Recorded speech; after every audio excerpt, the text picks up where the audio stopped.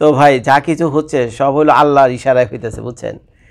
যা কিছু এই বাংলাদেশের পলিটিক্সে গত কয়েক মাস ধরে যা কিছু ঘটছে সব কিছু আসলে আল্লাহর ইশারাই হইতেছে। তা এখন খেয়াল করে দেখেন, ওই যে -2 বলেন না, সেনাবাহিনী প্লাস মঈনুদ্দিন ফখরুদ্দিনের কথা বলছি, ওই সময় 2006 সালে যখন মঈনুদ্দিন ফখরুদ্দিন ক্ষমতায় আসেন, তো দেখেন তারা কিন্তু কম চেষ্টা করেনি এই -2 ফর্মুলাকে এফেক্টিভ করার জন্য। যেমন খালেদা জিয়া এবং তার পরিবারকে পলিটিক্স থেকে দূরে রাখা, ভাইদেরকে মেরে ফেলা, শেখ হাসিনা এবং তার ছেলে জয় তাকে মেরে ফেলা বা পলিটিক্স থেকে দূরে রাখা, বুঝছেন? কম চেষ্টা করেনি, কিন্তু কোনো কারণে হয়নি, কারণ আল্লাহর ইচ্ছা ছিল না। আমরা যারা ধর্মে বিশ্বাসী তারা তো এরকমই মনে করি, আল্লাহর ইচ্ছা ছাড়া কোনো কিছু হয় না। তো এখন খেয়াল করে দেখেন, যেটা কিনা মানুষ করতে পারেনি, সেনাবাহিনী প্রধান আর তৎকালীন আয়রন ম্যান এই মঈনুদ্দিন ফখরুদ্দিন এরা করতে পারেনি, কিন্তু এখন আল্লাহর ইশারায় সেটা এখন অটোমেটিক, কিছু কিছু জিনিস আছে না অটোমেটিক হয়ে যায়। আমেরিকাতে একটা সিস্টেমকে আমি আপনাদেরকে বলি, এই যে বিভিন্ন পেমেন্ট দেয় না, আমি এই যে যেখানে বসে ভিডিও করছি, তো কারেন্ট বিল আছে, বাড়িওয়ালারও ঘর ভাড়া দিতে হয়, পানির বিল আছে না, তো এগুলো না সব অটোমেটিক পেমেন্ট হয়ে যায়। ওই মাসের 1-2 তারিখে বাড়িওয়ালার টাকা আমার ব্যাঙ্ক অ্যাকাউন্ট থেকে নিয়ে যায়, কারেন্টওয়ালার পয়সা থেকে নিয়ে যায়, তারপরে যে ইন্টারনেট চালাতেছে অটোমেটিকভাবে, সব অটোমেটিকভাবে হয়।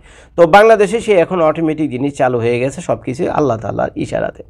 তো এখন এই যে -2 ফর্মুলা যদি এফেক্টিভ হয়, কার্যকর হয়, তাহলে who will be benefited? K benefited হবে? নিঃসন্দেহে জামায়াত ইসলামী।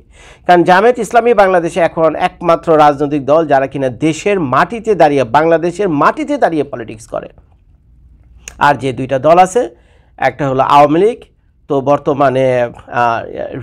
বর্তমানে ভেকেশনে আছে আওয়ামী লীগ, কবে আসবে তা জানি না, তবে মোটামুটি মাইনাসের দলই আপাতত আগামী 5 বছর 10 বছরের জন্য ধরে নিতে পারেন।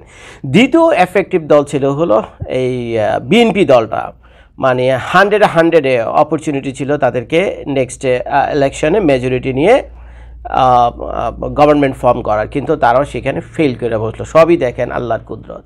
খালেদা জিয়া যে সে জেলখানা ছিলেন, তো আমার তো মনে হয় জেলখানা থাকা অবস্থাতেই খালেদা জিয়া ভালো ছিলেন, সুস্থ ছিলেন, যতদূর আমরা খবর পেয়েছি। কিন্তু যেই মাত্র খালেদা জিয়া জেলখানা থেকে বের হয়ে আসলেন তো ভালো কথা, তারপর থেকে কম বেশি সামান্য একটু অসুস্থ ছিলেন, কিন্তু এই সেনাকুঞ্জে যখন এই অভ্যর্থনাতে গেলেন 3 দিন আগে, তো তখন কিন্তু তার সেদিন যে খানা সে খাইছে, ওইখানে সেনাকুঞ্জে সবাই ওই যারা দরবার হলে যারা অতিথি ছিল, যে বিভিন্ন খানা টানা খাওয়াইছে না, ভিআইপিতে তো অনেক খানা টানা দিছে শুনছি। ভাই আমরা গরিব মানুষ, এই খানা আমরা পাবো কই? আর আমার ভিডিওকে দেখে আমার ভিডিও দেখে বাংলাদেশের সব কাঙ্গাল ভুকানাঙ্গা গরিব মুখসূক্ষ্ম মানুষ, আমি নিজে মুখসূক্ষ্ম মানুষ, আমরা তো ভিআইপির লোক তো না ভাই, আমাদের তো কেউ দরবার হলে দাওয়াত দেবে না, আপনাদেরও দেবে না। তো যাই হোক, তারা গিয়ে সেই খানা টানা খাইছে, সেই খানা খাওয়ার পরের দিনই সিরিয়াসভাবে অসুস্থ হয়ে পড়েন খালেদা জিয়া। দেখেন আল্লাহর কি কুদরত, দেখেন। এবং এগুলো কিন্তু সব অটোমেটিকভাবে হচ্ছে। তো খালেদা যদি মোটামুটি অ্যাক্টিভ থাকতো, তো খালেদা জিয়ার উপরেই কিন্তু, খালেদা জিয়া এবং তারেক রহমান এই দুজনের উপরে হলো টোটাল বিএনপি দলটা নির্ভরশীল, কারণ তাদের কোনো বিকল্প অল্টারনেটিভ কোনো লিডার এখনও বিএনপিতে তৈরি হয়নি, যে কিনা বলতে পারে যে আমি খালেদা জিয়ার অল্টারনেটিভ, আমি তারেক রহমানের অল্টারনেটিভ। বাংলাদেশের মাটিতে দাঁড়িয়ে কথা বলার মতো এই ধরনের অবস্থা বিএনপি দলটার নাই।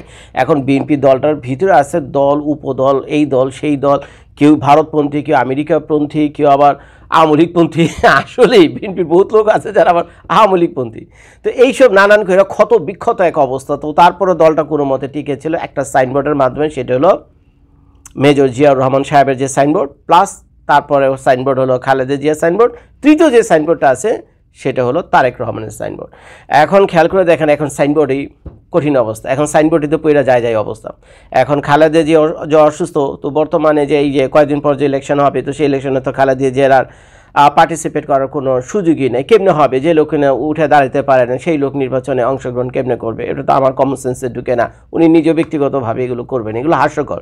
তো যার ফলে মাইনাস কিন্তু হয়ে যাচ্ছে খালেদা জিয়া। আর ওদিকে আওয়ামী লীগের খেয়াল করে দেখেন, এখানে আপনারা বলতে পারেন যে এই যেটা আমি আসলে বলতে যাচ্ছিলাম, যে এই -2 যদি ফর্মুলা কার্যকর হয়ে যায়, তাহলে বাংলাদেশে 100-তে 100 জামায়াত ইসলামী মানে এই করে ইলেকশন করে ক্ষমতায় আসবে 100-তে 100। এখন আর 99-তে 100 না, বুঝছেন, 100-এ 100-ই হয়ে যাবে।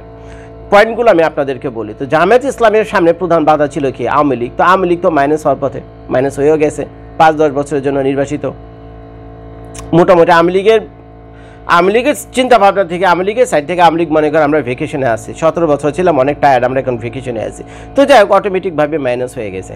এখন খেয়াল করে দেখেন, আওয়ামী লীগের মাইনাসের পিছনে কিন্তু জামায়াতের কোনো ভূমিকা কিন্তু নাই, দায়ীও করতে পারবেন না। একটা মজার ব্যাপার হলো যে আওয়ামী লীগ উচ্ছেদের পিছনে বা যে আন্দোলন হয়েছে, সেখানে কিন্তু আন্দোলনের ওই মুহূর্ত পর্যন্ত আমরা জানতাম না যে জামায়াত ইসলামের প্লাপান এখানে ইনভলভ, যদিও পরবর্তীতে আমরা জানতে পারছি। তো যাই হোক না কেন, এখন জামায়াত ইসলাম পিছন থেকে করুক বা সামনে থেকে, যাই কেন সরকারের একটা পরিবর্তন হয়েছে। তো এখন সরকার পরিবর্তন হয়েছে, ভালো কথা, বিচার টিচার হবে, এগুলো ভালো কথা। দেখেন আল্লাহর কি কুদরত, এখানে কিন্তু জামায়াত সরাসরি ইনভলভ না, জামায়াতের নাম কিন্তু আসে না যে জামায়াতই শেখ হাসিনাকে উচ্ছেদ করছে। কিন্তু পরবর্তীতে কেউ বা কারা আকার ইঙ্গিতে এই ধরনের আলোচনা আনে, কিন্তু ভিডিও ফুটেজগুলো আপনারা যদি সামনে থেকে দেখেন, সাধারণ মানুষ এই ছাত্র জনতা এরাই কিন্তু শেখ হাসিনার পতনের জন্য প্রধান দায়ী। মানে আমরা এটা কমন সেন্স, এটা বোঝার জন্য ঘাড়ে দুটা মাথার কোনো দরকার না। এখানে জামায়াতের কিন্তু খুব একটা নাই, ভূমিকা নাই, মানে দেখে মনে হয় না ভিডিও ফুটেজ, বাস্তবতা হলো ওটা সত্য। এখন চিন্তা করেন, এগুলো কিন্তু আল্লাহরই কুদরত, এগুলো কিন্তু আল্লাহর কুদরত, এবং যতগুলো ঘটনা ঘটতেছে প্রত্যেকটা ঘটনা জামায়াতের পক্ষে যাচ্ছে। তো দেখেন, জামায়াতকে আর আওয়ামী লীগের বিরুদ্ধে লড়াই করতে হয়নি, আওয়ামী লীগের বিরুদ্ধে ছাত্র জনতা লড়াই করে জামায়াতের চিরশত্রু আওয়ামী লীগকে বাংলাদেশ থেকে বিতাড়িত করেছে। তো ভালো কথা করেছে, তো একটা তো মাইনাস হয়ে গেছে জামায়াতের সামনে। তো জামায়াতের সামনে নেক্সট যে চ্যালেঞ্জ ছিল সেটা হলো এখন বিএনপি। এখন বিএনপি নিয়ে কী করবে? এখন আমি তো এই গত 14 মাসে এমন কোনো কিছু দেখিনি যে জামায়াত এমন কোনো চেষ্টা করছে যে বিএনপিকে মাইনাস করার জন্য। বিএনপি মাইনাস নিজে থেকেই হয়েছে। এখন দেখেন, খালেদা যে অসুস্থ হয়েছে এটা আল্লাহরই কুদরত। জামায়াত গিয়ে তো আর খালেদা জিয়াকে সেনাকুঞ্জতে সে আউল ফাউল খানা খাওয়াই দেওয়া তারপরে তারা অসুস্থ বানায়নি। তো অনেকে তো বলতেছে সেনাকুঞ্জে বলে কী কী খাওয়াইছে না খাওয়াইছে, এবং এটার জন্য বলে ডক্টর মোহাম্মদ ইউনূসই দায়ী। তো যেগুলো এগুলো শোনা কথা, এগুলো ফালতু কথা, বুঝছেন, এগুলো আমার মনে হয় না এগুলো কিছু একটা হয়েছে। তো যাই হোক, যেটা বলছিলাম আমি, এখন জামায়াত যেহেতু অটোমেটিকভাবে আওয়ামী লীগ মাইনাস হয়ে গেছে, এখন বিএনপি যদি মাইনাস হয় তো অনেকে আঙ্গুল তুলবেন জামায়াতের দিকে, এই জামায়াতই পিছন থেকে কারে কারে এগুলো করতেছে। কিন্তু ভাই কই উত্তর তুলুন না, করেনি, এগুলো অটোমেটিকভাবে হইতেছে, আল্লাহর কুদরতের মাধ্যমে হইতেছে। এই যে খালেদা যে অসুস্থ হয়েছে, উনি এখন নির্বাচন করতে পারবেন, এবং দলটা এখন মানে করুণ পরিণতি, দলটার এখন বিএনপি দলটার এখন করুণ পরিণতি। আরও কি করুণ পরিণতি একটু পরে আমি আপনাদেরকে বলছি। এখন সারা বাংলাদেশে কিন্তু নির্বাচনের জন্য মানে কঠিন এক নির্বাচনী প্রচারণা হওয়ার কথা, প্রত্যেক সভা সমাবেশ, টিভি চ্যানেল, ফেসবুক, ইউটিউবে, কিন্তু এগুলো সব এখন বন্ধ, এগুলো টুকটাক এখন বন্ধ হয়ে গেছে। একতরফে এখন নির্বাচনী প্রচারণা চালাচ্ছে হলো জামায়াত, এবং দ্বিতীয় যে বিএনপি যে দলটা আছে, আওয়ামী লীগ তো নাই, আর বাকি যে খুচরা মুচরা কিছু দল আছে সেগুলোর আমি আলোচনা আনতে চাচ্ছি না। তো এখন বিএনপিও এখন নির্বাচন বন্ধ করে ওই খালেদা জিয়ার দোয়া মাহফিলে ব্যস্ত। দ্বিতীয়ত ওই তারেক রহমান দেশে আসলো কি আসলো না, 48 ঘন্টার ট্রাভেল পারমিট পাইলো কি পাইলো না, পলিটিক্যাল অ্যাজাইলামের খবর কি না, তারপরে ওই যে আমেরিকা বলে ধমকাইছে তারেক রিয়াকে, তুই দেশে যাইস না, দেশে গেলে তোরে মেরে আলামো ধরে আলামো, বুঝছেন। তারপর আবার ভারতের যে গোয়েন্দা আছে এরাও বলে গোপন চিঠি পাঠাইছে, গোপন মেসেজ পাঠাইছে তারেক রহমানকে, দেশে আসলে হাট ফিরে যাইতে হবে না বাবা, তুমি যেদিকে আসো ওদিকে দেখো, বুঝছেন। Yes my friend, give me few minutes, okay. তো এদিকে আবার রয় বলে চিঠি পাঠাইছে, যাইলে ধরালাম খায় ভালাম, বুঝছো, আর মানে হাইটার দেশে ফিরে যেতে পারবে না, ব্রিটেনের ফিরে যেতে হবে না, আনি তোমার গায়েব করে দেবো, বুঝছেন। তো এইসব নানান টাইনি বলা হয়েছে।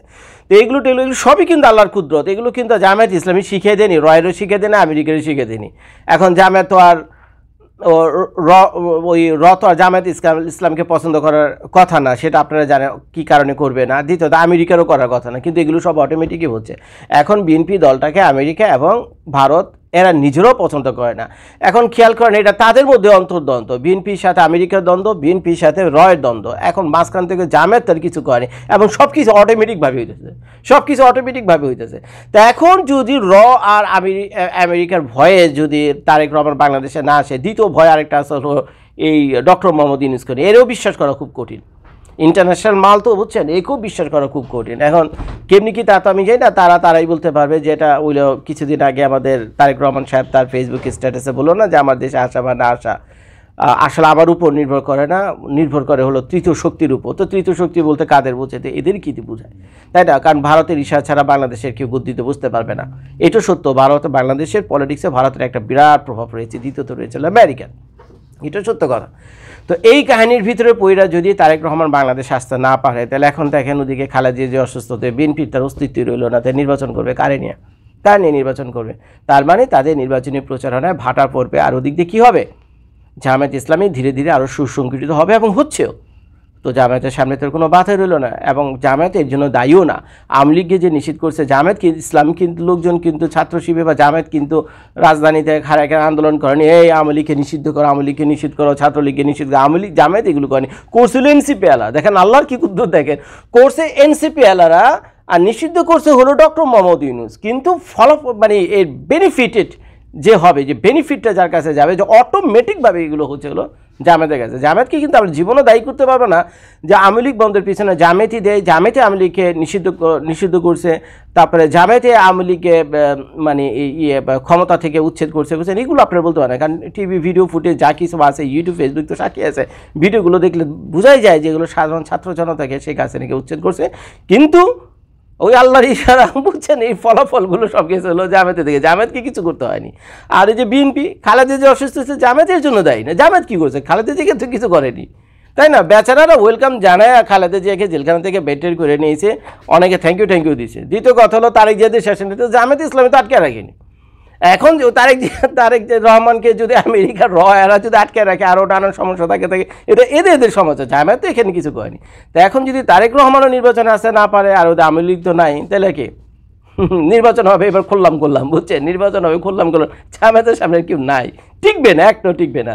So Jamaat is coming as a ruling party in future Bangladesh, বুঝছেন, বলে রাখলাম, কাগজে লিখে রাখেন। ভিডিওটা দেখার জন্য সবাইকে ধন্যবাদ। আসসালামু আলাইকুম।